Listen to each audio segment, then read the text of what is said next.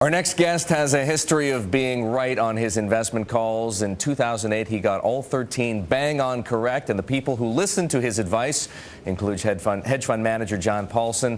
Now this man says U.S. housing prices are going to drop an additional 20%. I'm talking about Gary Shilling, president of Gary Shilling Company, an independent economist and famous contrarian. Gary, we love having you here on the Inside Track. Let's talk about housing, because you dedicated almost all of your last monthly report, the October Insight, to the subject of housing. You predicted that housing prices are going to drop 20% here in the United States, but your report does not cover two of the things we're seeing play out in the mortgage market right now, one being the foreclosure debacle and documentation disaster, and the other being this growing movement to put mortgages back to the banks. Fannie Mae and Freddie Mac are demanding that the banks buy back these faulty mortgages, and you're hearing the same from outfits like BlackRock. How's that going to affect the housing market? And most importantly, do you think it could actually create the potential for a bigger drop in housing prices? Well, it possibly could, Eric, because this just prolongs the agony. You know, the one lesson we learned over a decade ago from the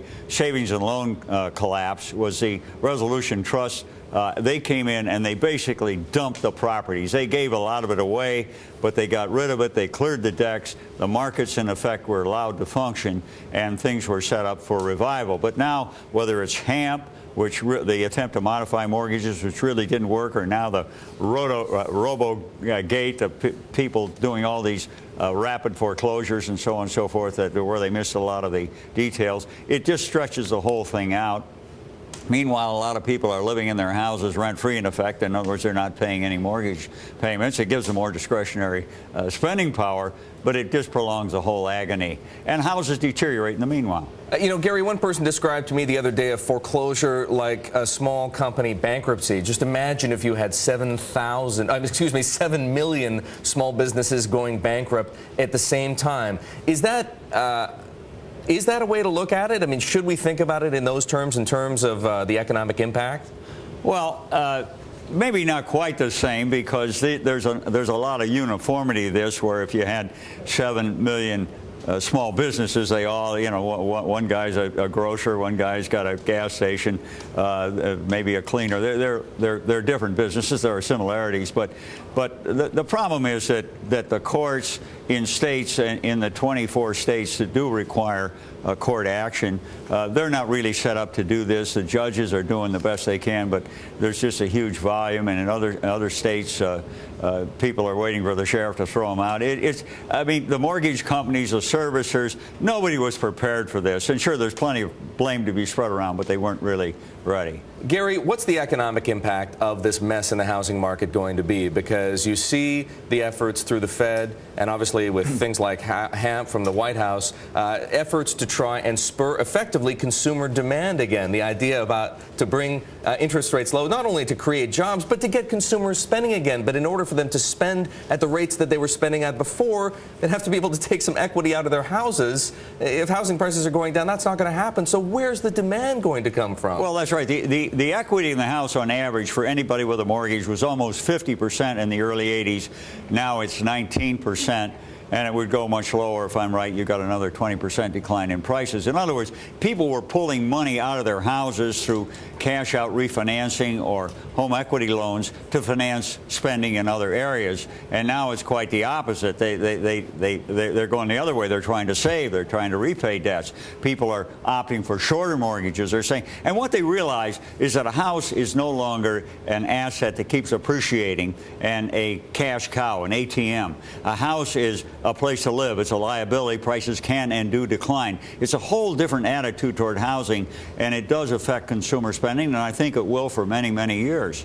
In a negative way. We have to go to break, but that's effectively the bottom line. Absolutely. We are back now with Gary Shilling, the economist. And Gary, I call you a contrarian for many reasons, but you live up to the name right now because you are a bull on the dollar. And, you know, not to put you on the spot, Gary, but you're getting crushed on that call. The dollar, look at it. The euro's trading at $1.41. The yen has strengthened to almost 80 yen to the dollar, a new 15-year high. When's this going to end? Well, Well, as they say, the path to true love is never smooth, and it isn't toward a stronger dollar either.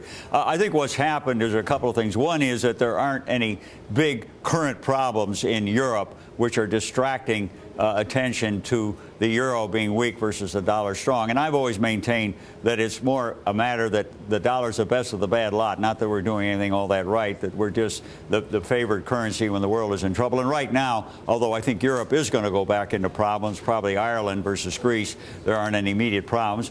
And the other one, of course, is people are in effect saying, well, if the Fed is going to keep buying more treasuries, it's going to mean lower interest rates, that the dollar is less attractive, that money is going to flee here, that the dollar, like the yen, is going to be a funding currency for the carry trade. In other words, people borrow here and invest elsewhere at higher rates. So, and then there's a momentum everybody piles on, and that's the way markets are these days. And currencies is the biggest market in the world, so everybody piles on.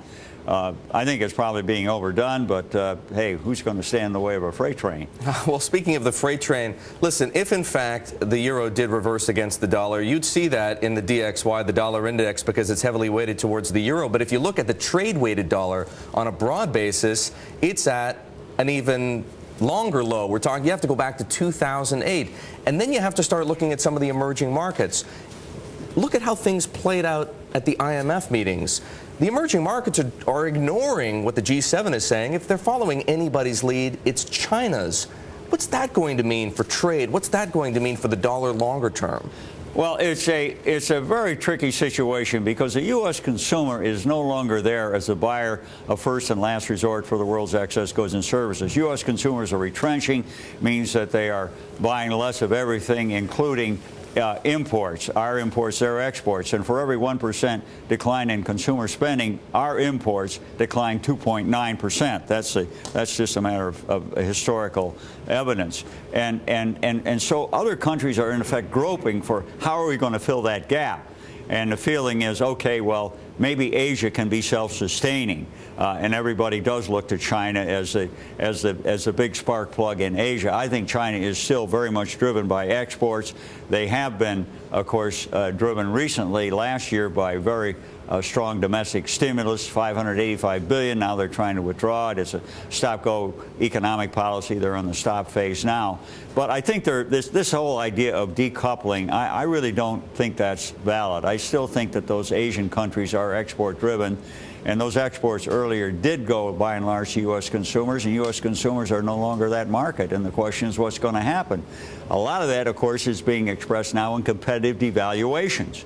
I mean, you want to say the U.S. is just doing it? Well, maybe not explicitly, and the Fed says, no, that's not our design. It's the net effect of quantitative easing, but Japan is, Taiwan, Korea, Vietnam, Japan. You run all these countries. Everybody's trying to cheapen their currency. And I think that's a way of trying to replace the U.S. consumer, in effect, to maintain those exports, to maintain those huge pile of foreign reserves. Keep Very them quickly, growing. Gary, 20 seconds left. If, in fact, that's where they go, competitive devaluations, does it raise the risk that the U.S. ends up in a recession next year? I think it raises the risk of a global recession and maybe next year. I mean, we all know that competitive devaluations, nobody ultimately wins. Trade slows down. And trade has driven an awful lot of the world's growth in the last 3 decades. Call it what you want, right? Or a beggar thy neighbor situation, or a zero-sum game. Let's hope that cooler heads will prevail on this one, and memories of the 30s will be strong enough that eventually they'll get together and call a halt to this. But that's what's going on right now. In the meantime, the currency wars continue. Gary, good of you to join us here in the Inside Track. We look forward to having him back soon. That's Gary Shilling of Gary Shilling & Company.